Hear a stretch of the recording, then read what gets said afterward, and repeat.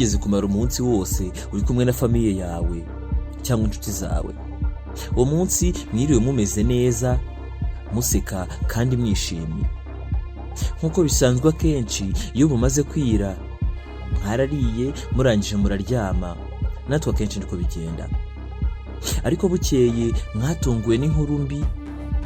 Umwe muri mwe ntiyabashije kubyuka kuko yari yamaze kwitaba Imana.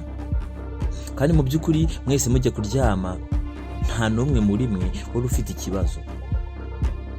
Ibi nibyo bita urupfu rutunguranye. Hamwe umuntu aryama ari muzima ariko bugacya yashizemo umwuka. Ese ubundi abantu bapfa basinziriye bapfa sangahe? Kubera iki? Reka tubirebeho ngo haye ikaze muri iki kiganiro. Ubusanzwe abantu benshi bizera ko nta saha yihariye umuntu ateganyiriza aho gupfira cyangwa ngo asezerane n'urupfu igihe rumutwarira. Gusa ubushakashatsi bugaragaza ko abantu benshi mu bapfa basinziriye bapfa hagati ya saa 9 na saa 10 za mu gitondo.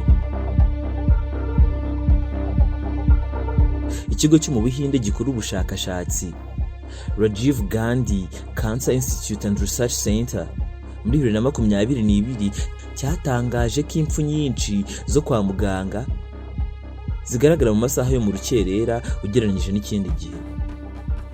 Ibi biterwa n'uko umubiri w'umuntu ugira intege nke cyane muri ayo masaha, bityo ko ari cyo gihe umubare munini w'abantu bapfa basinziriye bapfira.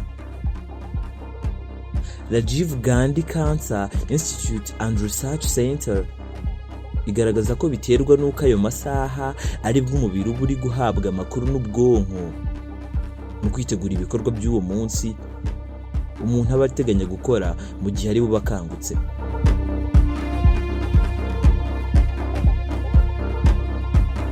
Muri iryo hanahana ry'amakuru nibwo umuntu ufite uburwayi runaka, yaba abuzi cyangwa atabuzi, aba afite ibyago byinshi byo kuzahara k'umubiri we ugacika intege. Ibi bikanamukururira kuba yapfa asinziriye, aho benshi bavuga ko umuntu wabo yapfuye urupfu rutunguranye cyangwa rudasobanutse, urupfu rw'amayobera.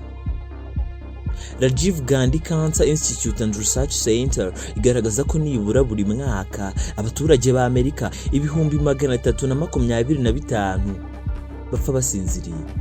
Aba ni hafi ya 1/3 cya miliyoni. Umuganga wo muri Amerika wita ku barwayi bakuze cyane ndetse n'abana bato, Dr. Zishan Afzal, avuga ko mu bantu bibasirwa no gupfa mu gihe basinziriye harimo n'abageze mu za bukuru. Yagize ati ibyago byinshi byo gupfa mu gihe umuntu asinziriye biri ku bageze mu za bukuru, abibasirwa n'indwara zirimo iz'umutima ndetse no kugira ibibazo byo gusinzira. Umutima wawe ukajya uhagarara umwanya muto mu gihe usinziriye nyuma ukongera gutera. Dr. Zishan avuga ko ari ingenzi kumenya ko urupfu rutunguranye rutwara umuntu mu gihe asinziriye, bityo ko ufite ibibazo cyangwa uburwayi butuma ahangayikira ko isaha n'isaha ashobora gupfa asinziriye akwiye kwegera abaganga bakamukurikirana.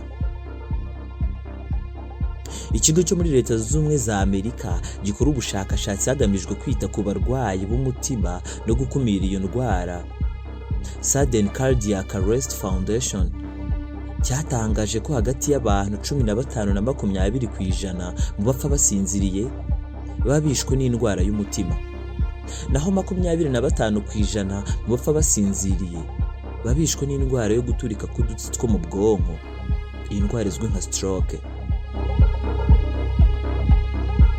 Dr. Chad Denman wita ku barwayi bafite ikibazo cyo kudasinzira neza agaragaza ko abantu bafite ikibazo cyo gusinzira nabi umutima ukajya unyuzamo ugahagarara nyuma ukongera gutera, ibi bizwi nka sleep apnea.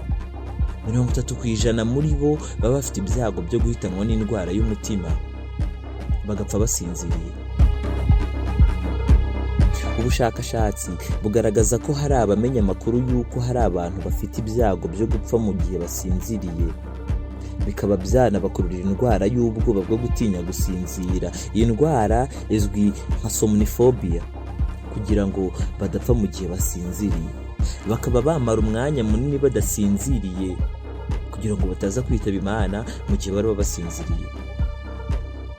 Uramutse ugira ubu bwoba, ugirwa inama yo kugana abajyanama mu mitekerereze bakaguha ubufasha.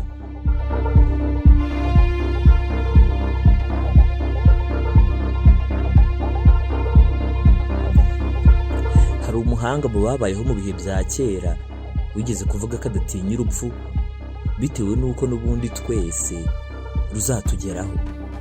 Yagize ati, ni gute watinya urupfu kandi n'ubundi twese ruzatugeraho? Gupfa rero n'ubundi ni ibintu byizana kandi ntiwabikumira. Gusa inama nziza wagirwa ni ukwita ku buzima bwawe iteka buri gihe kandi mu buryo buboneye, ukaruhuka bihagije, ugasinzira neza ndetse ukarya neza. Mu bintu by'ingenzi umuntu akenera kugira ngo abeho harimo gusinzira bijyana no kuruhuka, kurya neza no kumara umwanya munini yishimye. Mwakoze kudukurikira. Twitwa The Main TV. Niba hari igitekerezo wumva wadusangiza, twandikire. Muri description harimo nimero za telefone mushobora kutuvugishaho. Ikindi kandi mushobora no kutwandikira muri comment box kugira ngo dukomeze tuganire. Tubashimira ko mudahwema kudukurikira. Kora subscribe ukomeze ubane natwe umunsi ku wundi.